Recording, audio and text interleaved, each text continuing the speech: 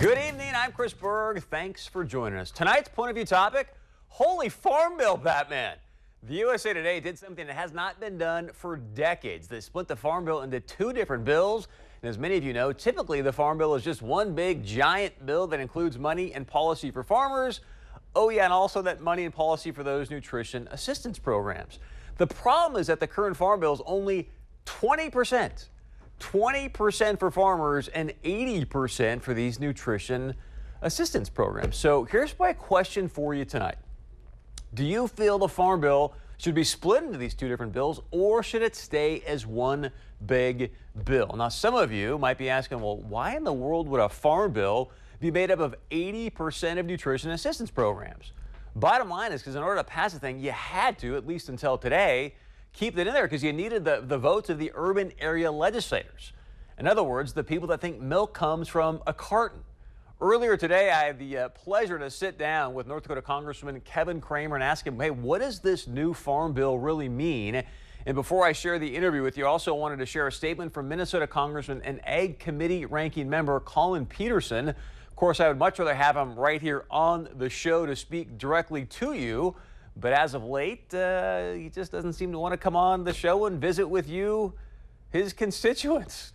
I don't know what's going on, but that's how it is. So here's what he had to say in a statement earlier today. The House majority's decision to ignore the will of more than 500 organizations with a stake in the Farm Bill, setting the stage for draconian cuts to nutrition programs and eliminating future Farm Bills altogether, would be laughable if it weren't true. Now, one of the things he is referring to there is that one aspect of the bill voted on today is that it repeals permanent law from 1938 and 1949. Congressman Peterson also stated earlier this week that the bill today could ensure that Congress will never consider another farm bill.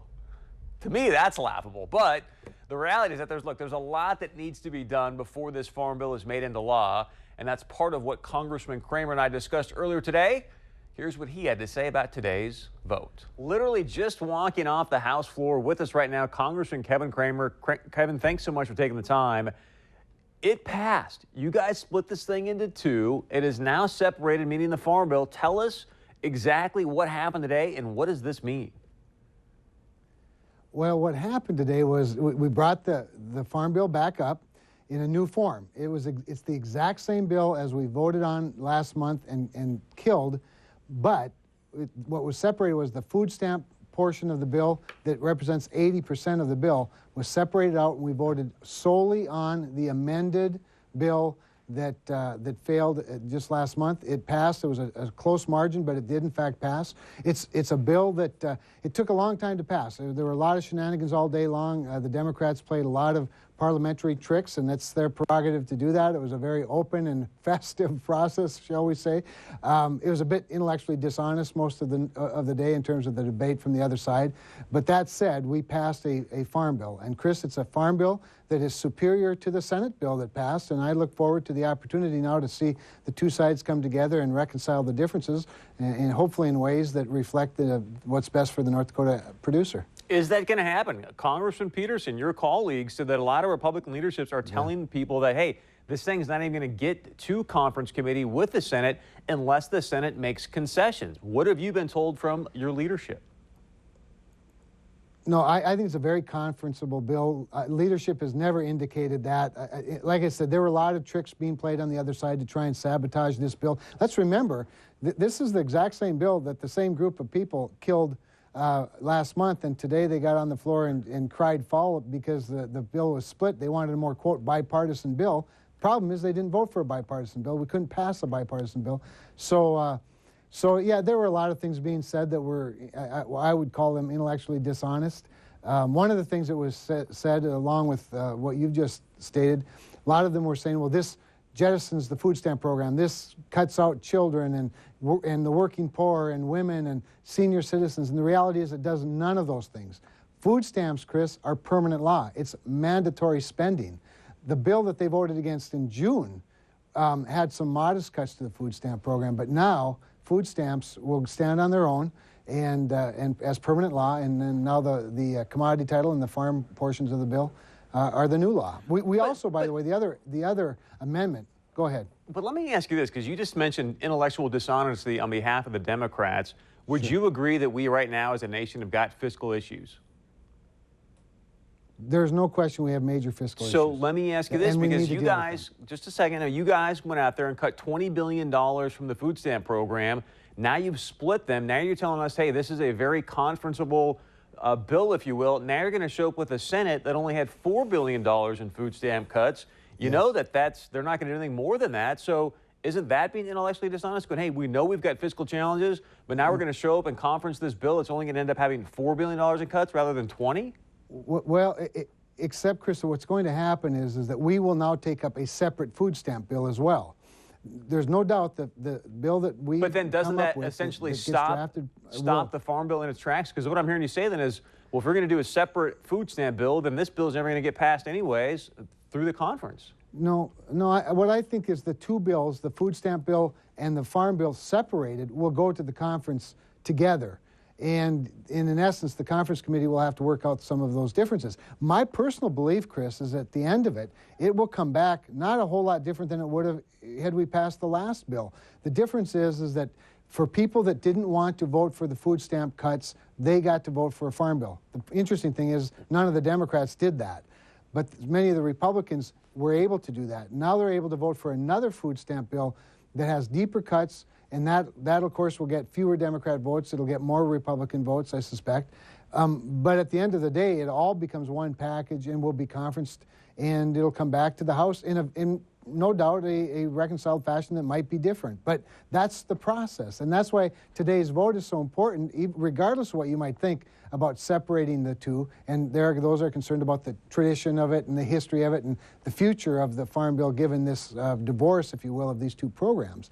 But regardless of what you think about that, the bottom line is we've moved the ball forward now to the 50-yard line, and a conference committee will be formed to reconcile the differences. Once we get, of course, the food stamp bill, which I hope we can take up next week. So let's say this thing does get through conference committee. Does President Obama sign this into law, or do you think he vetoes it? Listen, he's threatened to veto this bill, and I suspect if the Senate passed this bill exactly like we did, which is, as we all know, highly unlikely to impossible. That's why there is a conference committee to reconcile the differences. I have a hard time believing the president would veto a bill that the Democrat Senate and the Republican House reconciled and compromised on. So we're not to that point yet, Chris, but there's a lot of posturing that goes on. I saw a lot of it today on the floor of the House of Representatives, and it's theater and it's positioning, but at the end of the day, we'll have a bill that I think everyone can live with. So what percentage, what chance are you going to tell me right now, hey, Chris, we're at 90% or 50% chance that we're going to have a farm bill by the end of this year? Oh, we're going to have a farm bill, Chris. I'll be very surprised. I'd say it's, I never like to say anything's 100% around here. I've already been disappointed enough to know better than that. But I'd give it an 80% chance, certainly. Because, see, I don't even think that the Democrats would say this is a non-starter and this blows the whole thing up. They know better than that. They said all of those things, but they were saying different things a week ago. I think that when it gets into conference committee, it'll be just fine. But let me tell you that there are some real differences in this bill to the Senate bill. For one thing, my amendment that I introduced passed that takes the discretion away from the NRCS in terms of wetland mitigation.